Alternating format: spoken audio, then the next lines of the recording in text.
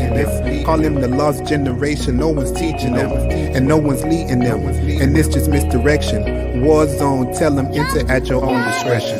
And they say that Jesus wept, so I ain't afraid to cry. But I ain't Jesus, will I rise? I'm afraid to die. And if I said something different, I'm a faithful lie. But she never raised a sucker, I ain't afraid to try. And they say that Jesus wept, so I ain't afraid to cry. But I ain't Jesus, will I rise? I'm afraid. Hello world, hello world. Welcome to another edition of Street Services. Live from Trail 5, episode 5, if I'm not mistaken. And there is no guest with me tonight. I'm gonna hold it down by myself tonight. And I'm gonna just it's not a vent section. I know a lot of those um, venting or going off kind of videos. They tend to go viral on YouTube, just people just speaking their mind and going up. No offense to them, but this is not going to be a vent session. I'm not venting. I just want to speak my mind. I want to get some clarity on exactly who I am and what I intend to do, even while on this platform. Now, I do want to thank Donnie and everybody who supported me on this platform, whether it's Quita, who's moderating in the background now, whether it's Tashmir, who has walked me through the beginnings of, going from behind the camera to in front of the camera, to Donnie, who has started the platform in the first place, to Chap, who is actually the Chap is actually the big brother, the godfather of the platform. He's always there when you need him. And to everybody else, especially to my fiance, who is always encouraging me to, you know, not look, not see myself, not see myself in the chair, right? I mean, a lot of people, we are all self-conscious, right? If you walk into a room and you know you got a pimple on your forehead, you could be dropping dimes, you could be dropping gems, but you're gonna constantly be aware that people are looking at that pimple on your forehead, regardless of whether they're listening and fully in tune to the words that you're saying. You're gonna be self-conscious about that pimple that's on your forehead. Well, my pimple is a almost 300 pound wheelchair. My pimple is the way my hands look. My pimple is not being able to have functionality over my body. So I'm always self-conscious about that being the first thing people see when they see me. They don't see the guy who is overcoming that this situation. They don't hear the guy who is speaking knowledge throughout the situation. We often talk about you can't. We often say, "Oh, you can't have a testimony without the test," but a lot of us really don't want to go through that test. So I'm going to use tonight to get some clarity as of not who I am, because if you want to know who I am and if you want an introduction, you can go back to episode 1. But I'll use this episode to get some clarity because a lot of people are definitely in tune into what I'm doing. They've been very encouraging. They've been very motivational to what I'm doing. But I'm getting a lot of mixed audiences, or the audiences that I am attracting, they are mixed as to who I am and what I stand for. You understand? They are at a crossroads as to what I look like as far as the dreadlocks, the way I talk. When they do see me, I got tattoos all over the place, or whether they do see the wheelchair, they like, okay, that's that guy. But then when I open my mouth, the words that come out of my mouth don't meet the face that they see. When I open my mouth, the education and the vernacular and the intelligence don't meet the dreadlocks that they see. And it's confusing them. I'm attracting a lot of people, which is good, right? It's like you attract more flies with honey other than vinegar. So I'm glad that I'm attracting these people, but I just want them to understand exactly who I am and what I stand for, right? So once again, my name is Joey Noble.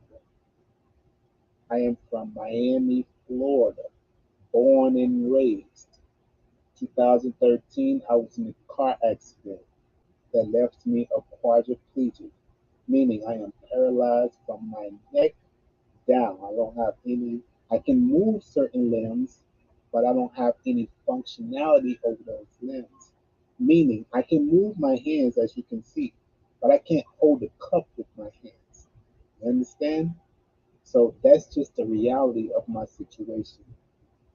So the power that I have and the power that has attracted people to me, whether that's been making websites for them, whether that's on this platform that Donnie has allowed me to share my story with, whether that's making music, which I make my own music, whether that's making a T-shirt, whether that's starting a ministry, whether that's showing people that despite this situation, there is love. I am engaged. I have a beautiful fiance, which y'all will meet soon. I will have her on the show, but it's a lot of misunderstanding as to who I am, what I should be doing, and what I am doing. So we're gonna use this episode just to clear things up, right? And the first thing I want to address is the reality of black conscious. So the reality is in the African American in the black circle, we see weakness as anything other than strength, right? If it's not strength, it's weakness. And for us, we have one definition of strength, and that's success. If you're not successful, you're weak. We don't care if you're smart. If you're not smart with a Mark Zuckerberg business, you're weak, or you got to take the L. If you are beautiful, but you don't have a million likes on Facebook, you got to take the L. If you have a business and your business isn't bringing in, $100,000 per month, then you got to take the L. That is the black conscious mind that we only have one barometer of what it is to be mean something, and that is success. If you are black and you have not made it out the hood, you're a failure. If you're black and you still live in your neighborhood, then that means you didn't make it out. You understand?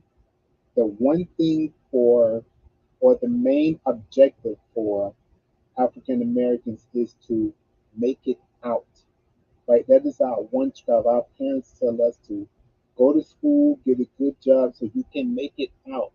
We need to leave. And if for any reason you're still here, that means you didn't fulfill the mission. You didn't leave, so then you failed. So if you are black and you were in the streets, such as I, and you encountered a tragedy, whether it be a car accident and it was your fault, or whether it be a car accident and it wasn't your fault. My car accident, I was in the back seat, leaving my friend's baby shower. My friend's baby shower was at a church center. It was at 5:30 in the afternoon. Now, out of all the things that I did, it happened in 2013, so I was 24. So all the things that I had done throughout my life up to that point in college, driving home drunk, right? Driving when I didn't have no reason to be driving, doing things that I didn't have no business doing and got away with. I got complacent into where life happened when I least expected it on a Sunday at a baby shower at 5:30 in the afternoon when there was plenty times I could have been caught up at 2 in the morning doing something I didn't have any business doing. or at 3 in the morning doing something I had no business doing. Right? So in the black conscious, I'm a failure. I failed. I did not make it out. Not only did I not make it out, not only am I not um, um, on my own in my own house, but I'm disabled at that. So I am also looked at, like, bro. Not only did you not make it out, but now you can't even take care of your own self. So with the reactions and with the people that I am getting a wide range of exposure to the black conscience that we have, and we have to change it. We have to change the black conscience as to not only who we are, because we're fighting, we're continuously fighting and protesting to make our stance about who we are. Long before Martin Luther King, long before the Civil Rights Movement, we were fighting to say who we are, right? I am a human being. I give us free from La Amistad. Long before any of the civil rights movement happened, we were fighting to show who we are as a people. I am a human being, so treat me as such. And then the civil rights movement come along, and then we continue to move. We got the crack era, which was a lost era as far as our black communities, which was deliberate. The government deliberately introduced crack into certain neighborhoods to make sure that we were dumbed down and make sure that our black conscience did not rise to a level for us to escape. So that's pretty much a lost generation until we get to the millennial generation, our generation, my generation, to where now we're booming, now we're bustling. You understand? So the black conscious needs to and has evolved, but we're kind of still in our old mindset. A lot of people refer to it as post traumatic slave disorder. But the fact of the matter is, it's just a misunderstanding. We've been programmed to see that this is what success looks like, and this is what success don't look like. So I'm attracting a lot of people who are encouraged by what I'm doing, who are engaged in what I'm doing, who are very motivated for what I'm doing, but they really don't understand me as a person. Why? Because they are operating on a black conscience that has been passed down from generation to generation. So not only am I a black man, not only am I a entrepreneurial black man, but I am a Christian black man. What does that mean? That means that not only do I want to help the black community in every community escape the rat race or escape this imprisonment of corporate America that we find ourselves in, but I also want to elevate the spiritual of the man. I also want to elevate the mind of a man. Y'all got to excuse me down here in Miami. It's Saturday, so all the motorcycles, excuse me, all the dirt bike boys are out, so y'all might hear them in the background. So excuse that background noise. But I also want to. I don't just need. I don't just. I'm not just here to say, give us reparations and let us protest because the white man is treating us wrong. No, the black man, we are also treating ourselves wrong, right? And the black conscious need to be aware of that. Anytime a white police officer kill a black man, the Black Lives Matter movement is going to be on deck, strong and powerful. But there is no Black Lives Matter movement when there is black on black crime. You understand? Now, I'm not in Chicago, I'm not in Philly, and I'm not in Cali, which are the big capitals of, just gang related black on black crime. But I am down here in Miami. If you want to have some Reference, just look up the McDuffie writers. I said again, look up the McDuffie writers and look at what Miami did to itself when a military military man was on his motorcycle. He was pulled over by the cops on his dirt bike. Matter of fact, he was on his dirt bike, just like you hear them boys outside on their dirt bikes. He was on his dirt bike. He was stopped at a stop sign, and instead of stopping, he pulled off. Now it was a chase that ensued, and he ended up crashing. Now the crash had no effect on him, but what ended up happening was the police officers literally beat him to death with their billy clubs and their flashlights, and they all got acquitted. And when they got acquitted, Miami tore itself apart from North Miami all the way to Coconut Grove, what we call Coral Gables, and especially in Liberty City, where I'm from. If you just Google the McDuffie ride, you will see Liberty City, where I am, literally burned everything to the ground. And I don't want to be too graphic, but my mom tells me about it all the time. She say that she literally saw people with white people's head on sticks. So they had cut the people's heads off and put it on a stick, like we're in the mid ages, like we're in, like we're in the 1400s and the 1500s. It was that bad. You understand? Miami literally tore itself apart, and that's nothing new, right? Look at what LA did to itself when Rodney King was beat. So the tearing down and the destroying things is nothing new. But what we have to understand about the black conscious is we're destroying our own cities. We're destroying our own stores. We destroyed Liberty City. We didn't go and destroy Hollywood. We didn't go and really destroy. We destroyed Coconut Grove, which is close to Coral Gables, but Coral Gables is where the University of Miami is. Coral Gables is where the money is. We didn't do any destruction really in Coral Gables. We didn't really do any destruction in Aventura. We destroyed Alapata. We destroyed Liberty City, and we destroyed Brownsville, Brown Sub. We destroyed the Poker Beans. We destroyed our own areas. Understandably so, we were angry, but because we can't reach these people in the black conscious, we are destroying our own selves. So I'm getting a lot of people that are really confused by because they see me, me, they hear my vernacular, they hear my like. Don't get it twisted. I just look like this. I'm a highly intelligent individual, but I'm not going to change the way I talk.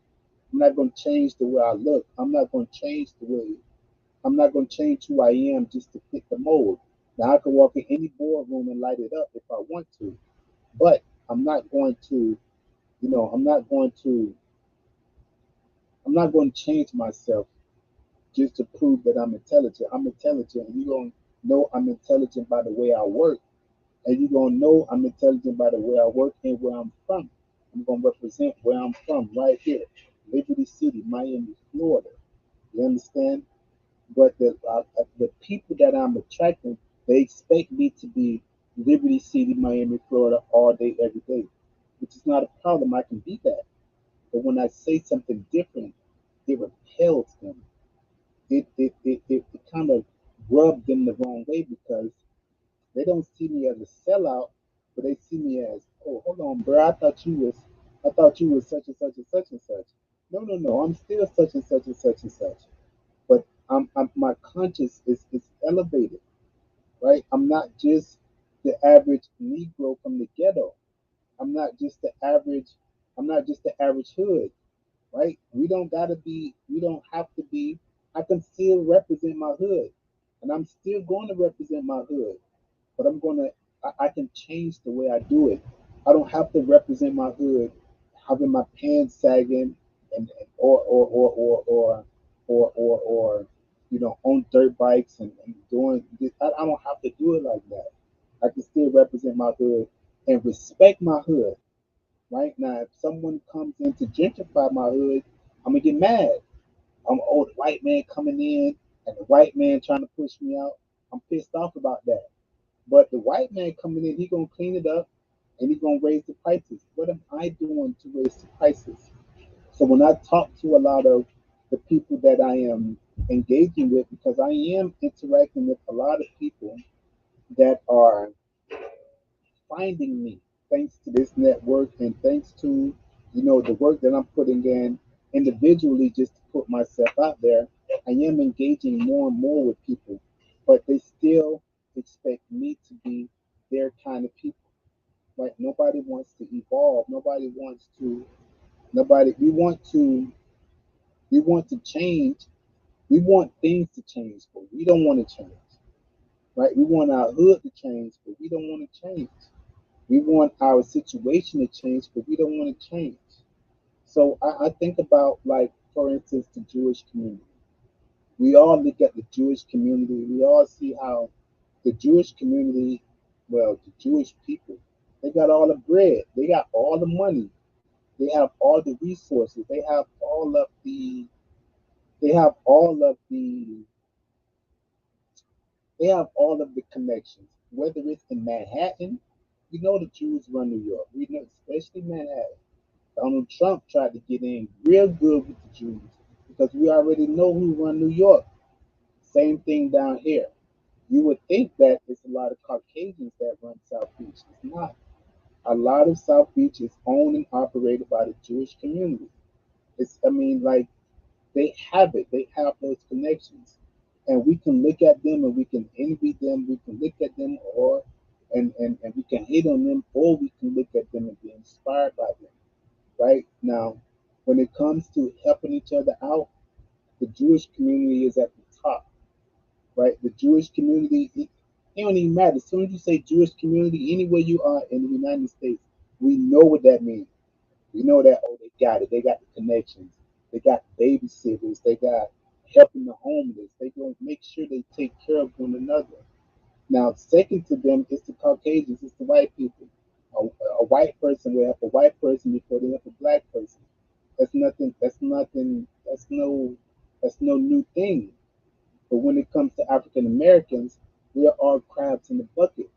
Like, even from your hood, I kill you if I see you stunting.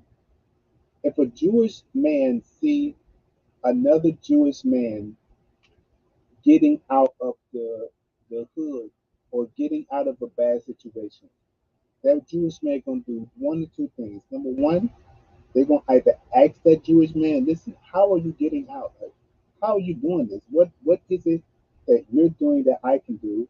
Or they're going to help excel that Jewish man. But they probably already up the ladder. So they're gonna pull that other Jewish man up the ladder.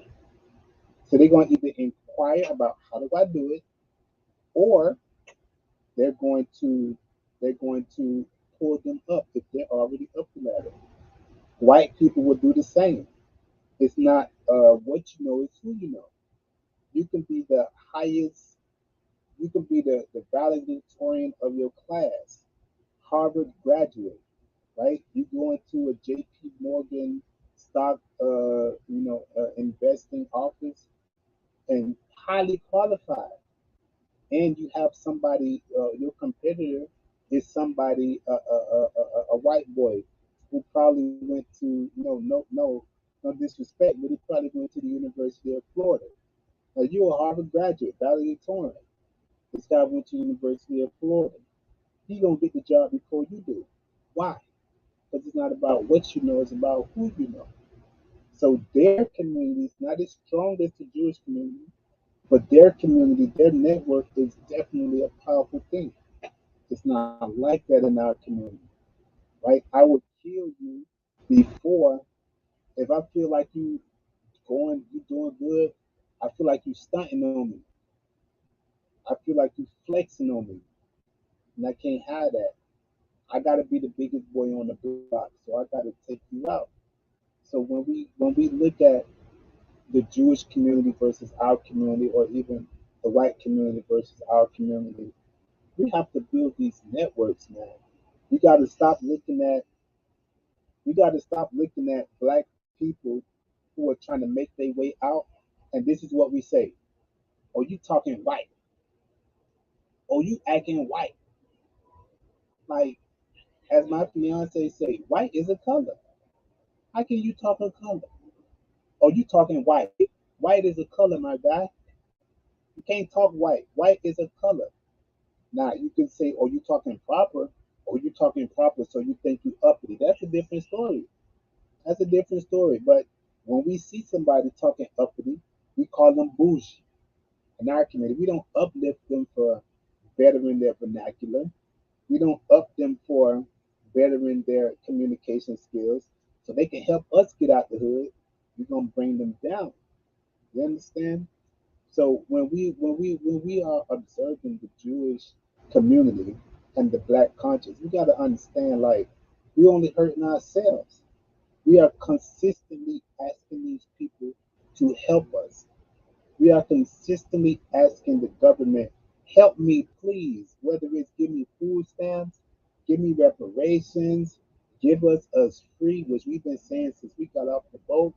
Give me, give me, give me. Listen, man, them folks ain't gonna give you nothing. You hear me? The initiative was not to give you anything. You were brought here as a slave to work, to labor. The Declaration of Independence says something to the tone of all men are free and created equal. Now, when you dig deeper into that, that did not include African Americans. You understand? Half of the people, about 18 to 20, probably about 25% of the people that signed the Declaration of Independence were slave owners. So the exact people that wrote all men are created equal and this is the land of the free, they were not talking to you. You understand? They weren't talking to you. So it's up to us to come together, not blame the Jewish community, not keep begging these people to help us, not keep protesting what what are we protesting? Let me ask you something. If I don't like you, if I genuinely don't like you as a person, if I don't like you, what makes you think I'm going to like you if you become a Harvard graduate? You think because you become a Harvard graduate, I'm going to like you more? You think because you get an education, I'm going to like you more? You think because you start a business, I'm going to like you more? You think because you become the president of the United States, I'm going to like you more? You think I'm going to give you a seat? Like, oh my gosh, we 1777, we said this, but in 2007, we're going to change it. And like, oh my gosh, these people are definitely putting in the work and they're coming in strong and no, it's nothing changing. It's nothing changing. We're gonna have to do it ourselves, and we can't keep bashing one another or hating on the Jewish community or the white community and having our hands out waiting for somebody to help us, right? So it brings me to a glass ceiling.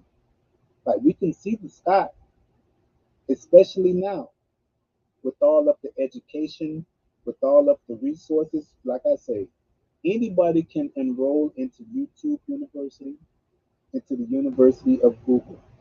Anybody can enroll free of charge to those university academies and learn anything you want. Me and Quita stated on our last podcast that if you want to, with the popular saying that if you want to hide something, just put it in the book. Well, they can't do that anymore because even if they put it in the book, we can buy the audio book and we ain't even got to read no more, right? So we can see the sky. We can see the sky and we can see the stars, the moon, and we can see all of that. But we hit a glass ceiling. Why? Yes, there's redlining. Yes, there's just a hate in what's going on.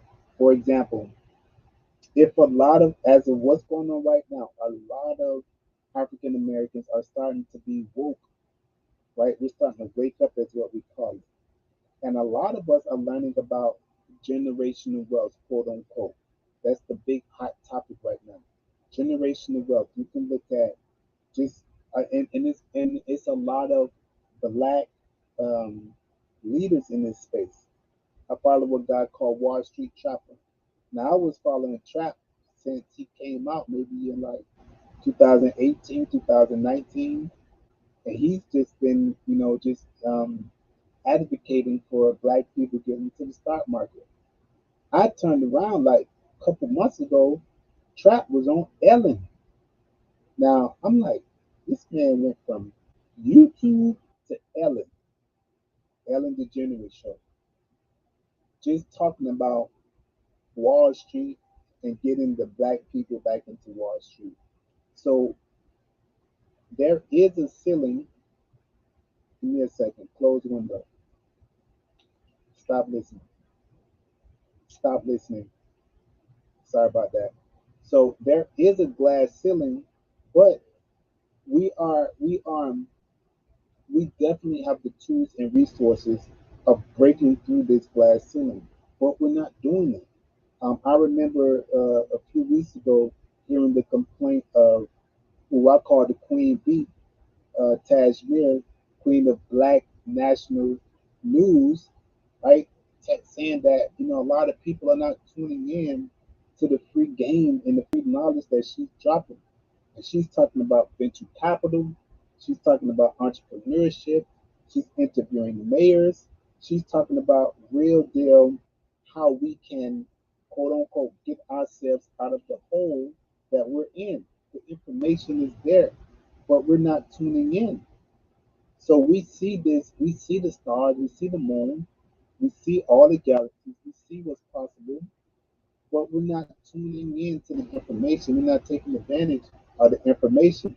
And when we see someone that is doing it, we say, "Oh, you selling out, you selling out," or you talking white, or you leaving the hood, you leaving us behind. It's like, how can I leave you behind when I had to work? Nobody pulled me up. And I'm not talking about me, I'm just talking about period. Nobody pulled me up. How can I leave you behind when nobody pulled me up? Now, yes, I can reach back and help you, but I can't want it for you as bad as you want it for yourself. I can't do that. Even if I could, I'm not gonna do that. I'm not gonna want it for you better than you want it for yourself. So this glass ceiling, the information is there. We have blackusa.news is it. We're talking about program. We're talking about crypto on this platform, right? We got Share Spaces, which is a platform just for other people to come share their platform, right? So the whole purpose of that show is for us to go have a space, share spaces, aka it's in the name for us to be able to go and just share a space to promote ourselves, whether that's starting a cheerleader program, whether that's feeding the homeless, is there.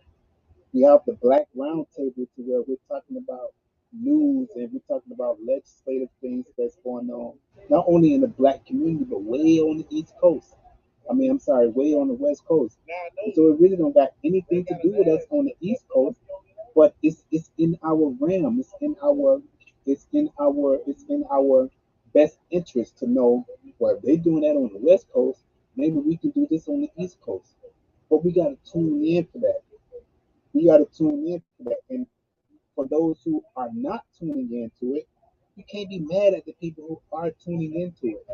You can't call them sellouts because they're doing the work. Now, nothing is going to come easy. Don't anything come easy in this world. If it came easy, everybody would be doing it. And I do understand, as me and Tashmir was saying on a few podcasts back, that there is systemic racism in this country. That's a fact. But there is also systemic systems to keep poverty in place. There are systemic systems to keep homelessness in place. That's the glass ceiling.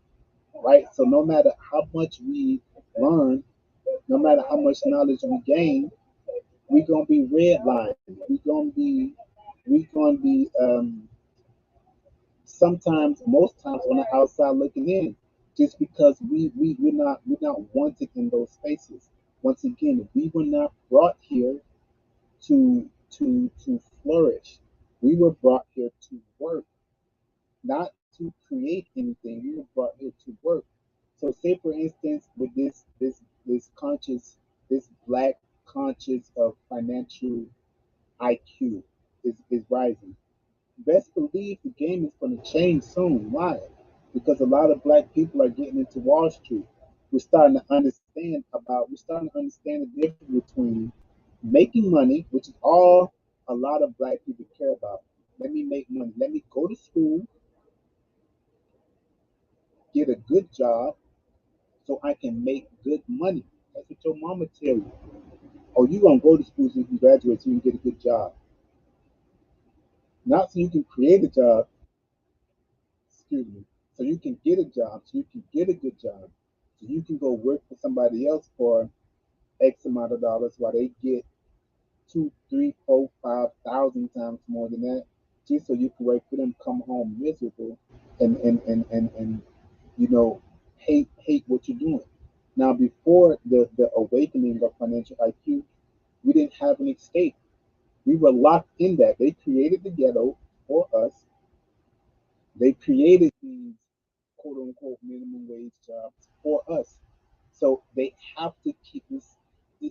Me and Quita was speaking about homelessness last week, and the UN, the United Nations, released a press release stating that I think it was like 2 or 3% of Elon Musk's net worth can cure homelessness and hunger. 2%, 3% of his net worth can absolutely cancel homelessness in the world. Now, 10% of the world is homeless. That's 10%. That's 800 million people, right? So there's 8 billion people in the world. 10% of 8 billion is 800 million. 800 million people on this globe is homeless. Now, we would think that well, we're in America, so that must be a statistic for, Africa, or a lot of these nations in South Africa, or a lot of these nations over in China, in Bangkok, where, eating out the trash or drinking, contaminated water is the norm. But no, that's right here in America. Good old American made, make America great again. America ain't so great when we look at it, especially if we really dive deep into what's going on with China and America. And that's a whole different show. If you understand what China is doing when it comes to currency and how they are going to change the world of currency as far as fiat currency, which is dollar paper money, and how they are going to overcome, not even going to, they are already in the process with the Chinese yuan. They are in the process of just demolishing the paper dollar. And our Federal Reserve and our banks are trying to figure out how can we how can we how can we how can we prevent that? Because as of right now, 70% of the world trades in American dollars. So 70% of investing, whether it's in China, whether it's in Europe, whether it's in Austria, they they they they they trade in American dollars. But that's going to change. That's it's already changing with the creation of the Chinese yuan. So when we look at what's going on, not just in the black community, but what's going on in the world, blacks in America are trying to close the wealth gap, but the wealth gap as far as America and China, America and Africa, or Africa and China, it's a bigger picture. You understand? It's a much bigger picture. And we're hating on our neighbor when when really our neighboring country is about to come and change the whole game.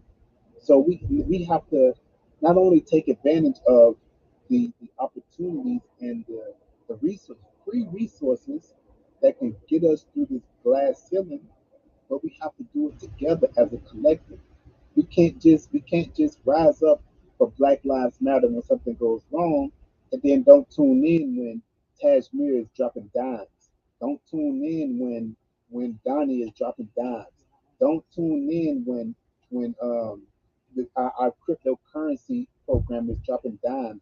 Which cryptocurrency, if we do it right, can close the wealth gap in less than 20 years, far less than 20 years. If we can understand and we can take advantage of the power of cryptocurrency, we can close the wealth gap tremendously,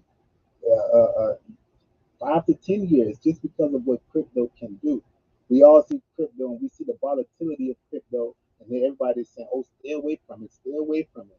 Man, listen, if we can understand crypto and what blockchain can really do, a blockchain can block out governments from just going into a bank and adding a few zeros to their ledger and just creating money out of thin air. You can't do that with blockchain.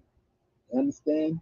So we can understand the technology behind Bitcoin, understand that Bitcoin and blockchain are two different things, right? The our nations are not so much scared of Bitcoin, they're scared of blockchain because blockchain will block them from being able to manipulate what we can do.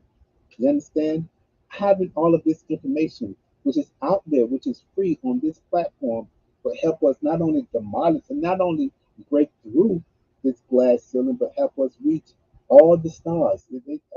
Somebody used to tell me, and I'm sure you all heard it, you got to shoot for the stars. Even if you miss, you'll land on the moon, right? And cryptocurrency, our understanding, all of this is there. If you have if you have something that you want to do, instead of hating on somebody that's doing it, reach out to Quita and Chop, get on shared spaces and share your story. Don't just hate on the next person. That don't make any sense. Now that brings me to my story, right? And the whole purpose of this. So a lot of people that are finding me, they are misconstrued as to why I'm doing what I'm doing and how I should be doing it. So I created something. I'm seeing that if we look at our faith world, if we look at the church world, the church, what it used to be was a lot of our men ruled the, not rude, I don't want to say rude, that's misogynistic. Our men had the, our men were the head of the movement, whether it's Martin Luther King, whether it's Reverend Al Sharpton, whether it's Thurgood Marshall, whether it's O.W. Gurley. Our men were at the head of the movement, any movement. Now our women, even if you go to the church house is packed full of women. The church, the motherboard, not just the motherboard, but all the women. Women have to fight and really not only with the children, but they have to get in heated arguments with their husband and drag their husbands into the church. So not only are the women taking care of the household, going to work, but they are also carrying the burden of our spiritual lives. Women are the one jam packed in the church, praying for the house, praying for the job, praying for the kids, praying for herself. Like the burden of our spiritual life and our spiritual um, moving forward has fallen on the women. And if you are any form of a biblical student, not even the deepest Christian theologian or faithful Christian holier than thou, but anybody would know that God placed the man as head and a woman. You understand? Genesis 2:18, he said, I will make a helper for him. A helper, and my favorite word of Genesis 2:18, a helper fit for him. So this woman will fit him. I'm not just going to bring any woman to him. This woman will fit him. This woman will fit his purpose. This woman will fit everything that he's trying to do. I will bring her to him. He don't got to be out here looking all crazy and trying to figure out something. And she don't have to be all out here looking crazy and something. She can rest knowing that I'm going to bring her to the perfect man. and he can rest knowing that I'm going to bring the perfect woman to him. So but that's not what's happening. Our women are carrying tremendous burdens. The women are leading the church right now, whether it's Jackie Hill Perry, whether it's Sarah Jakes Roberts, whether it's Joyce Myers. I mean, to be truthful, the last OGs of the men leadership in the spiritual world and the church world is you got T.D. Jakes, you got um, Joel Osteen, you got Reverend Al Sharpton, and there's a few other stragglers out there. But for the most part, when you look at women preachers, women apostles, go on Facebook and look up apostle or or go on any social media and look up who's preaching the word, who's posting motivational and spiritual posts and guidance on Facebook. It's the women, right? Where are the men? Where are the men who's supposed to? Now we want to be controlling. You understand? This is coming from a man perspective. Men want to be controlling, but we don't want to be in control. We want to control everything, what you do, where you go, where you eat, what you sleep, what you wear, who you talk to. We want to be controlling, but we don't want to be in control. We don't want to pray when it's time to eat. We don't want to be the one waking up first, getting the family ready to go to church. We don't want to be the one that's praying when we arguing, instead of going in the den and just I'm going my man cave, you go your way. We don't want to just break out in prayer. We don't want to do that. So we don't want to be in control, but we want to be controlling, and that's not how it's supposed to be. It's not going to work like that. Hence, the divorce rate is. I mean, it was 49, 50%, but the divorce rate has to be over 50% because people are marrying for all the wrong reasons now. So what I did was I created a group recently with me and my fiance called Disciple Mafia Family. And I did that because we love mob movies, right? We love Scarface. We love The Godfathers. We love Goodfellas. We love this, mob mentality, this gangster mentality. 50 Cent got BMF that's on TV now, which is flying off like a rocket. We have Empire. We have what's the name of the show? The Power. We have these shows, and it got me to thinking like, if that is what the world is into, this power struggle, this I'm the boss, I'm the big boss. Well, the original bosses were in the Bible. The original bosses were actually Christian men. You understand? Moses was a murderer.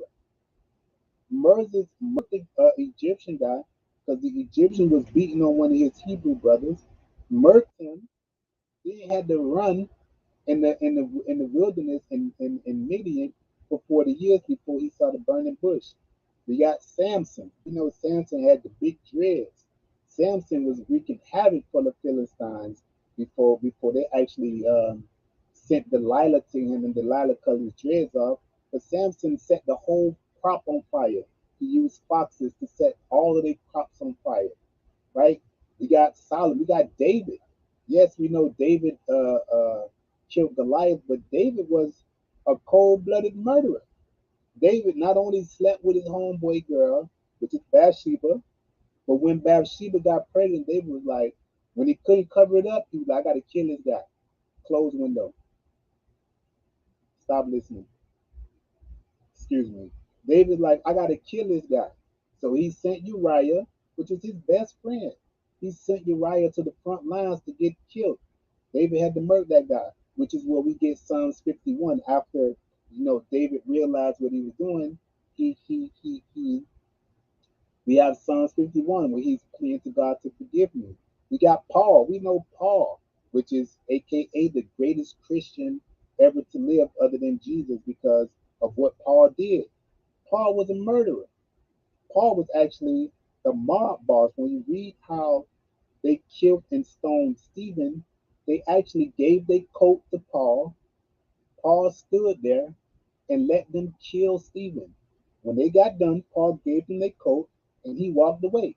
We all know that Paul was on his way to kill more Christians when Jesus finally appeared to him and on the road to Damascus, right? We know Peter. When Judas betrayed Jesus in the garden, Peter cut the man's ear off. Peter got the knife, cut the dude's ear, slapped cold off. You understand? And there's more stories like even Jesus himself, the Messiah himself, when he walked in the church, and they seen all these people selling this and selling that and exchanging money, man, Jesus whipped them people out the church. Jesus flipped the tables over, snapped on everybody, kicked everybody out. You understand? And before he left, we got what we know as the Last Supper.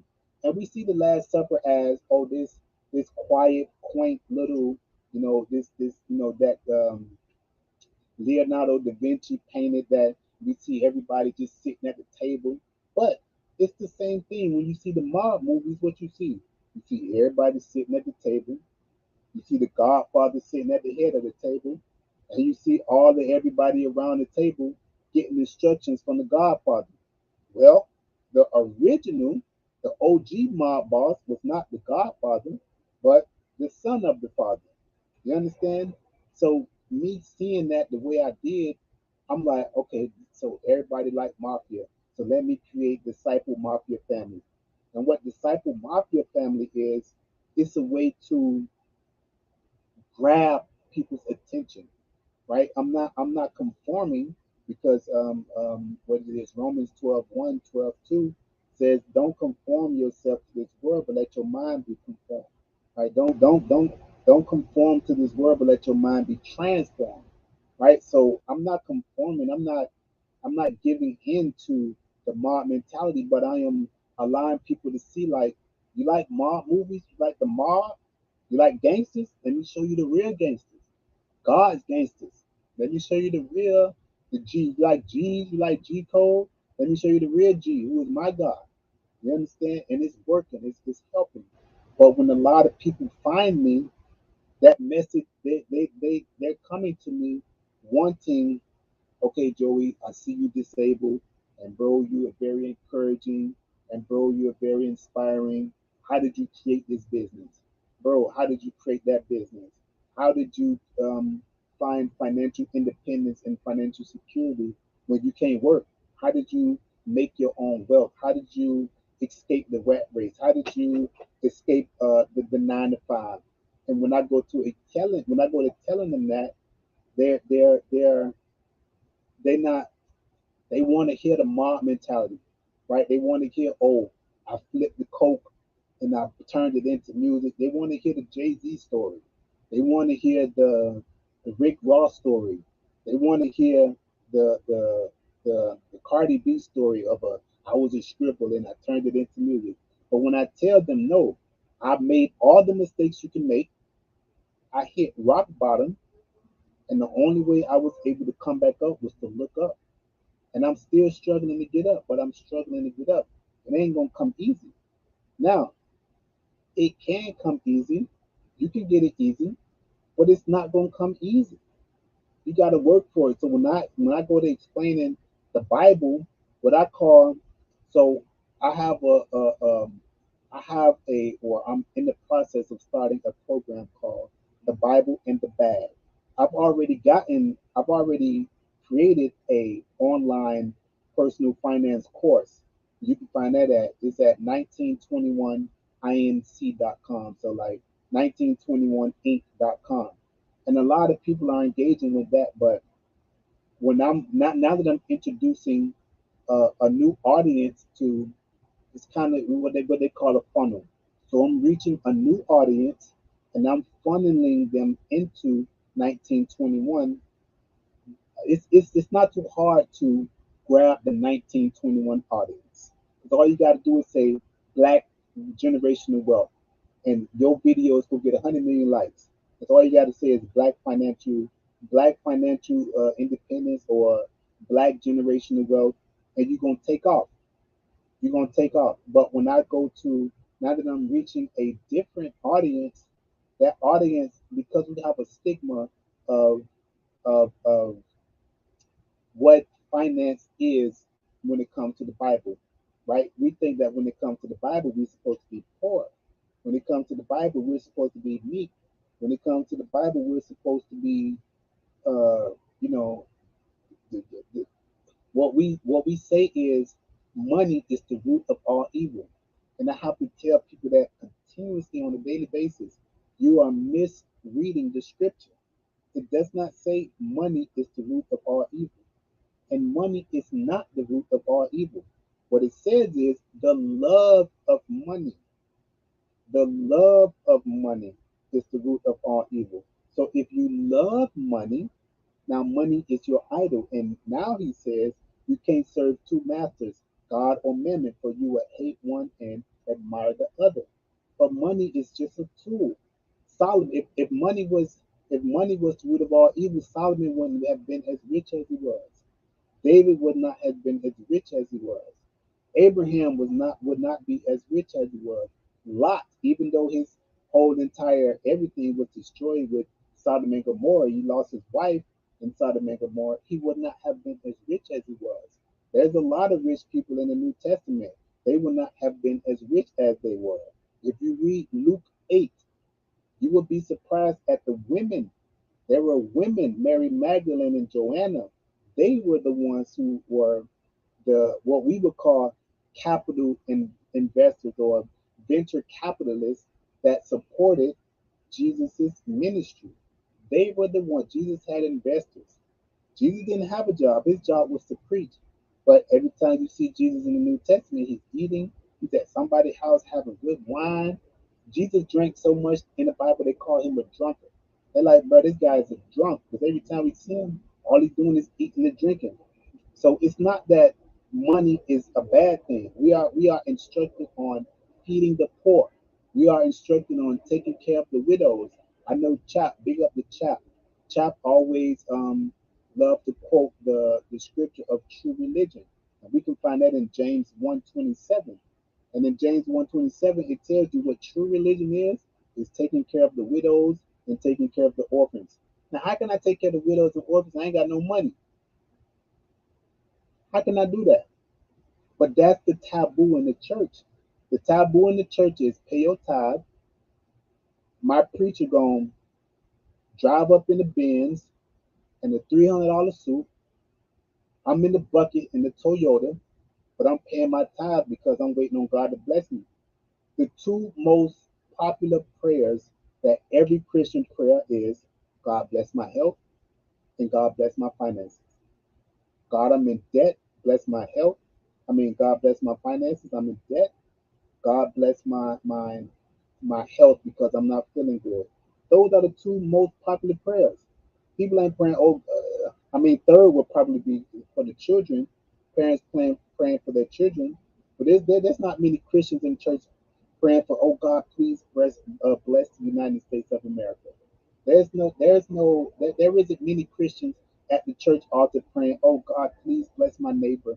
Let my neighbor be able to take care of they bills. No, the two most popular prayers that people pray is God bless my finances and God bless my health. And it's not a problem. If we read all of Deuteronomy 8, God will tell you, I'm the one that teaches you how to profit. I teach you how to profit.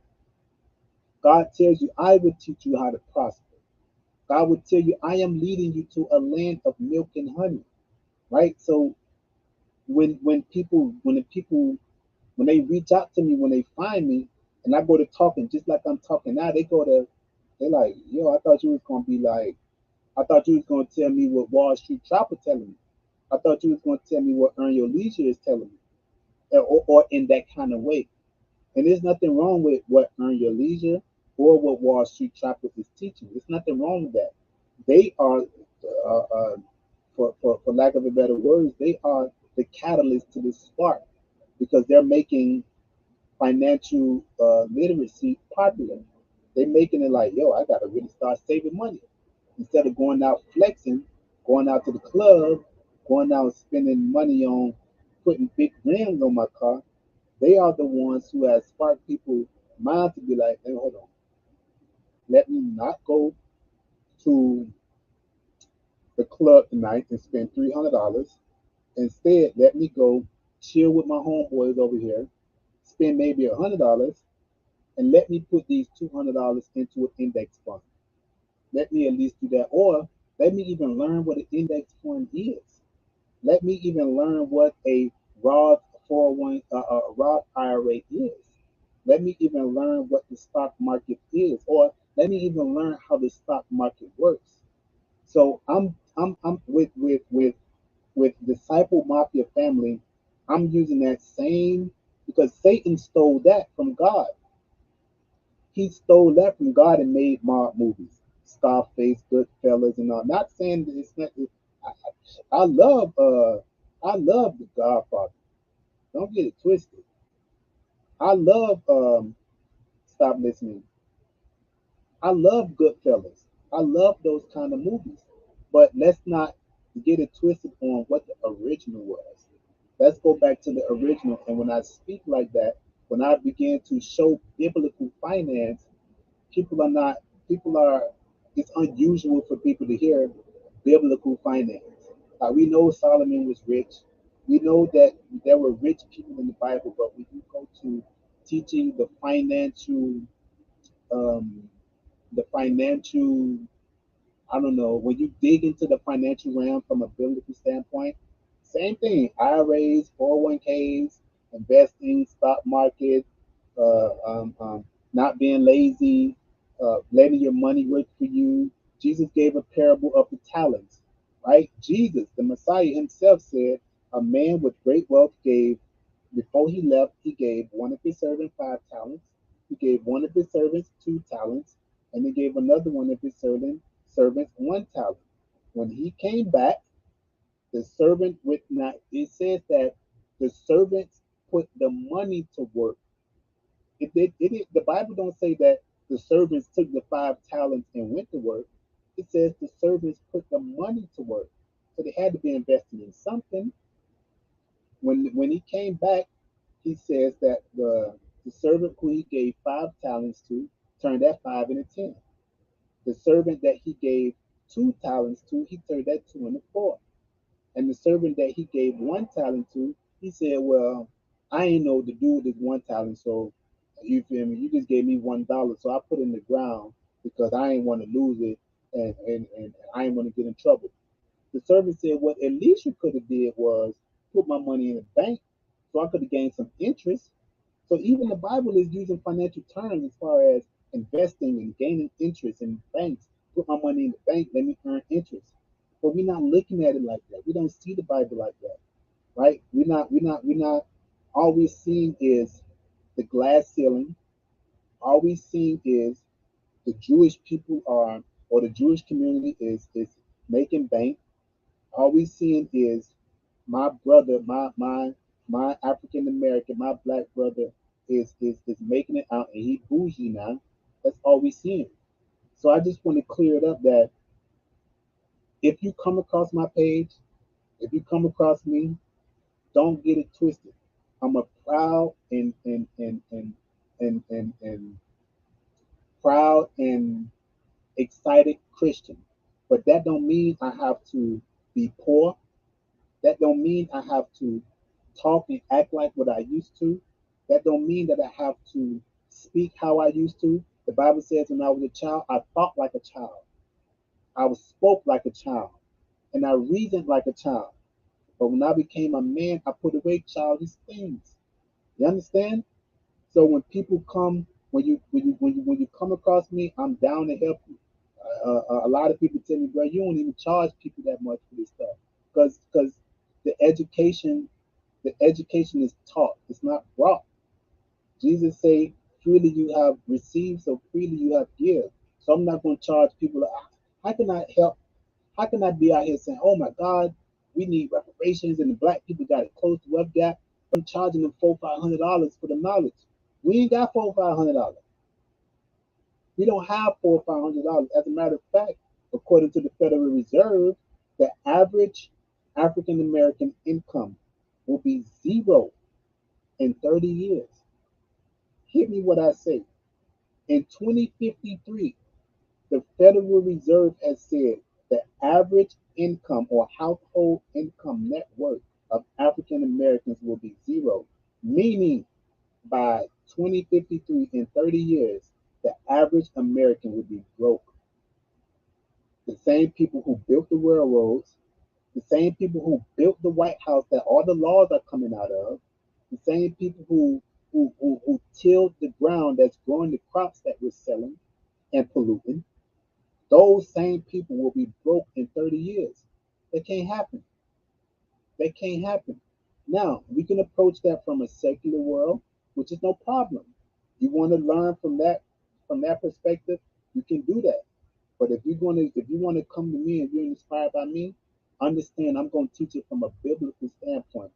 I'm going to teach it from a biblical financial standpoint. I'm going to show you what the Bible say about finances. I'm going to show you how the Bible say, number one, God owns everything. So I don't got to stress about money. That's a main thing that we need.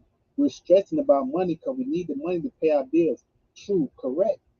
But if I believe in God, and this is for people who believe. If I believe in God, yes, it might hurt. Yes, it may be hard. Trust me, nobody knows it better than me. But if I believe in him, I gotta understand that the earth and everything therein is his. So he's gonna provide for me. The money is just icing on the cake. So I don't gotta chase the money. He says, seek ye first the kingdom of God, and everything else will be provided to you. So before we start chasing money, we gotta first chase the right thing. Then we can build, right? The richest people on the planet is the Jewish people.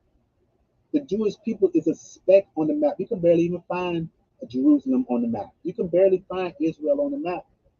Yet we know the Jews got all the money. How? Why? These are God's people. They're following God's principles.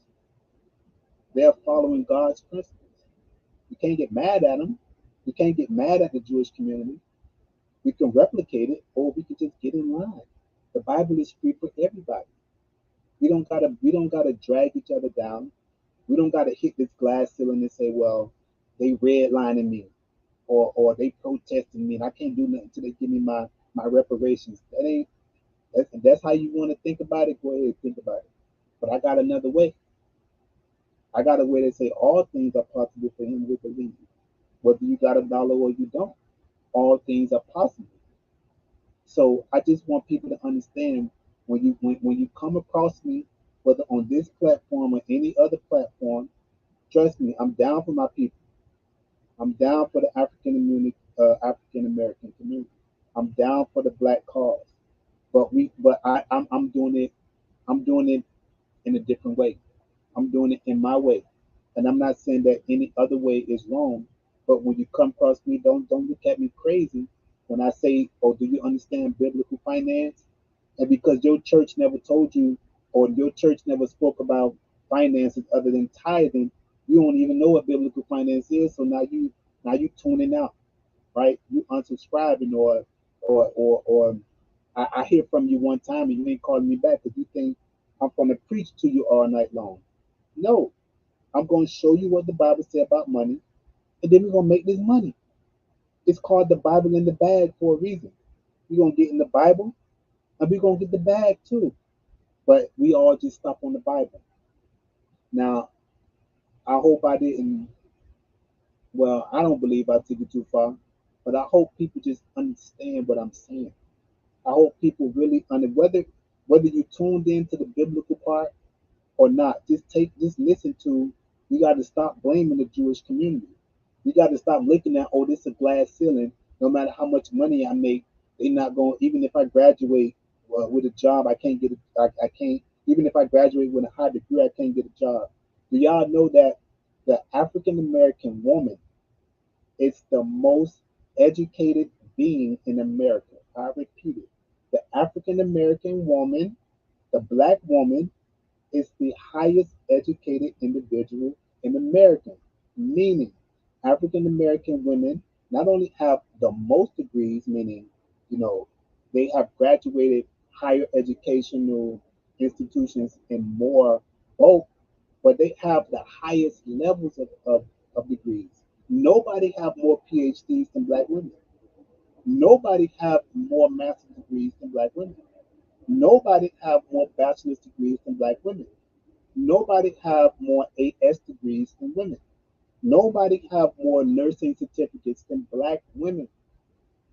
But we see this glass ceiling like, man, I got all this education, I can't get a job. Okay, don't worry about getting a job. Let's figure out a way around it because we already know you weren't meant to come here to prosper.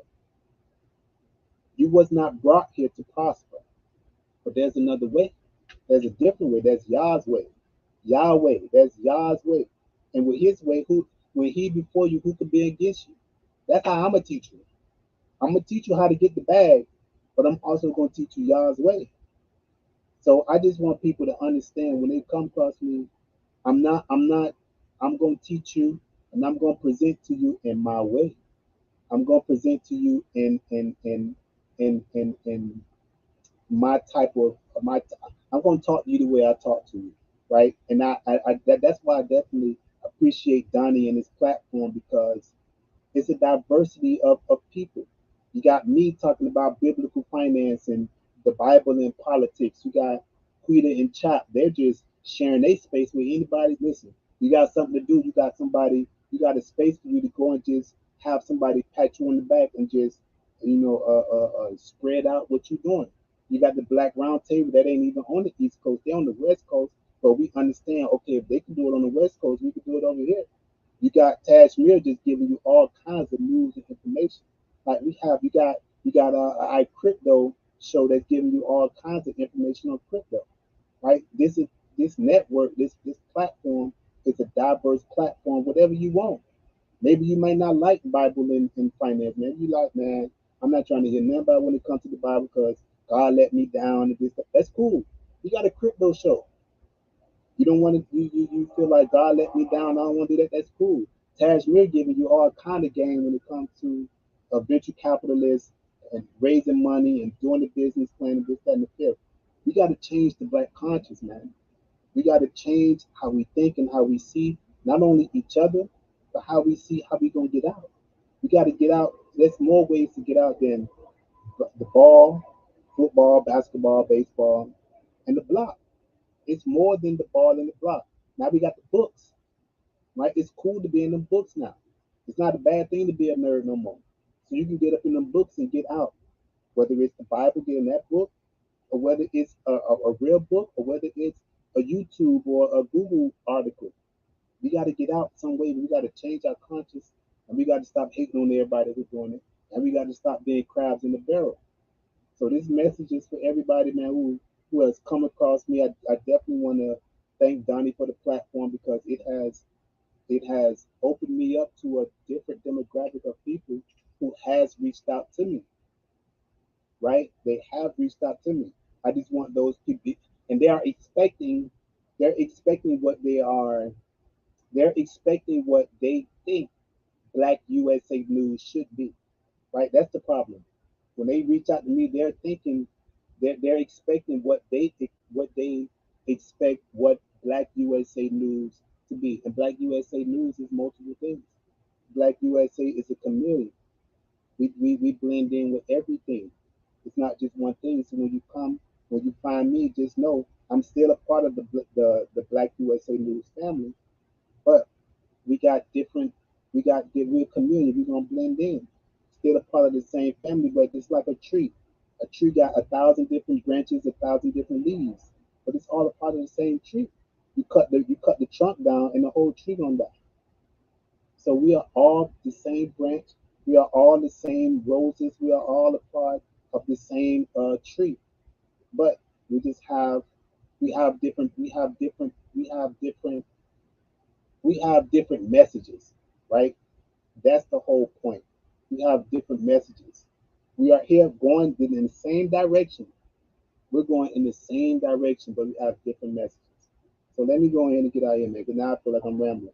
You can reach out to me at thenoblemanbrand.com. You can definitely always tune into all of our shows.